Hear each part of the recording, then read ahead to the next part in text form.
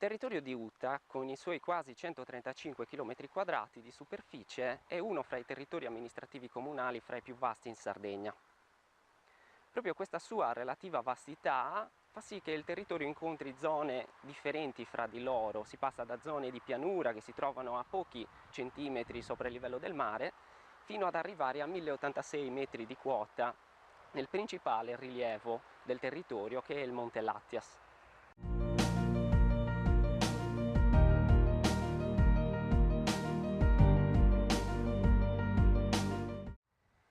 Qui ci troviamo in una zona chiamata San Tommaso, o anche detta San Cromazio, perché in questa zona sorgevano due chiese oramai distrutte. E ci troviamo in una delle zone più depresse del territorio, siamo proprio a pochi decimetri sopra il livello del mare. Un tempo queste zone erano completamente ricoperte da acquitrini e questa caratteristica del territorio, di gran parte del territorio di Utah, ha dato anche il nome al comune. Si ritiene infatti che il nome Utah derivi proprio dalla parola uda, che in latino significa umido, paludoso. Quindi questa caratteristica di estrema umidità del territorio ha dato anche il nome al paese.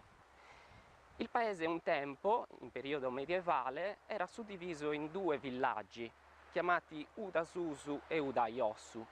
Qua sorgeva Udaiossu, che significa Uta di sotto.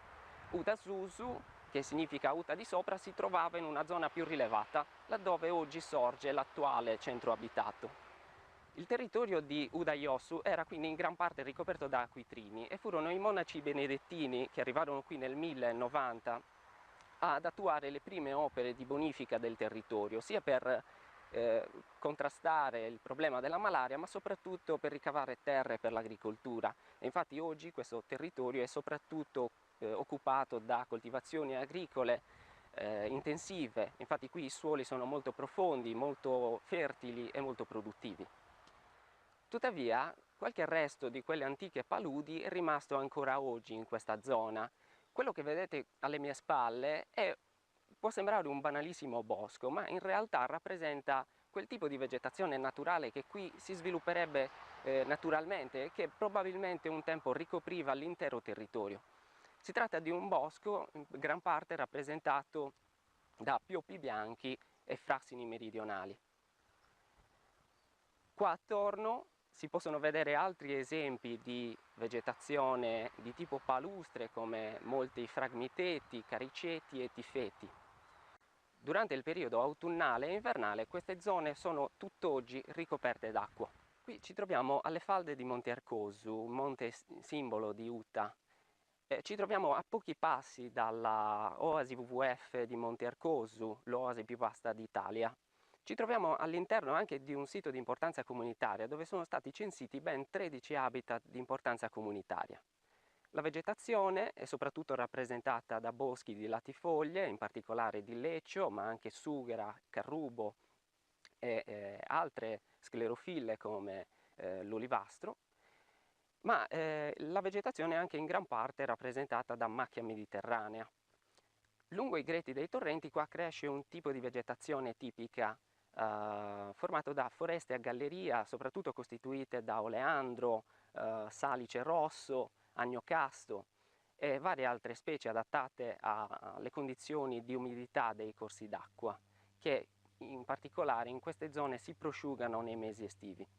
Il carrubo è una pianta tipica di questi luoghi, è diffusa soprattutto nell'area meridionale della Sardegna e nel territorio di Utah è particolarmente diffusa soprattutto nelle zone collinari. È una specie molto termofila, la troviamo spesso associata con l'olivastro e una caratteristica particolare di questa specie è il fatto che i sessi sono separati, ovvero il maschio e la femmina di questa specie si trovano in individui differenti. Le piante di questo tipo vengono chiamate dioiche. Un'altra caratteristica del carrubo è che il suo legno è particolarmente duro, resistente e in passato veniva utilizzato soprattutto per la creazione dei quarti delle ruote dei carri. Questo che ho qui accanto è un esemplare maschile di carrubo, lo riconosciamo da questi ciuffetti di fiori maschili presenti sui tronchi. Qua vicino abbiamo invece un esemplare femminile che ha anche i suoi frutti. C'è una curiosità da dire sui frutti. Innanzitutto venivano utilizzati soprattutto in passato per l'alimentazione del bestiame, ma sono commestibili anche per l'uomo. E un'altra curiosità dei frutti è che i suoi semi sono chiamati carati, siccome hanno delle dimensioni e un peso abbastanza costante, venivano utilizzati in passato per pesare le pietre preziose. Da qui l'origine del termine carato, che viene tuttora utilizzato in gioielleria per definire i rapporti nelle leghe dei metalli preziosi. Un'altra pianta molto diffusa, tipica della macchia mediterranea, è il lentisco, che qui sta iniziando a fruttificare. I frutti sono ancora maturi, raggiungono una colorazione nerastra quando sono in piena maturità. Una cosa interessante che si può dire di questa pianta è che se ne facevano tantissimi utilizzi. Per esempio, incidendo la corteccia si ricavava una resina che polverizzata veniva utilizzata per la cicatrizzazione delle ferite, ma masticata veniva utilizzata per la disinfezione della bocca. Un'altra cosa interessante è che dai frutti un tempo si ricavava un olio, appunto l'olio di lentisco o l'estincu in sardo, che ha una lavorazione molto particolare per la sua estrazione e veniva utilizzato fino al primo dopoguerra e veniva chiamato l'olio dei poveri proprio perché veniva utilizzato soprattutto dalle persone che non potevano permettersi l'olio di oliva. È un olio molto aromatico e ancora oggi in alcune zone della Sardegna si utilizza ancora per la creazione di piatti tipici dal sapore antico.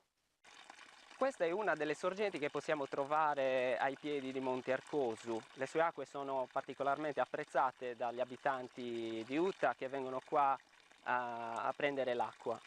Si chiama Samizza de Saspindula, cioè la sorgente della cascata. E infatti qua a monte, a poche centinaia di metri, esiste un salto d'acqua di circa una trentina di metri. Un aspetto positivo che merita di essere notato è lo sforzo delle persone che abitano in questo luogo a cercare di sensibilizzare gli altri al rispetto dell'ambiente. Infatti questo è un cartello messo proprio dalle persone che abitano nella zona e che cerca di sensibilizzare le persone che vengono qui e che non abitano qui a rispettare il posto e lasciarlo pulito.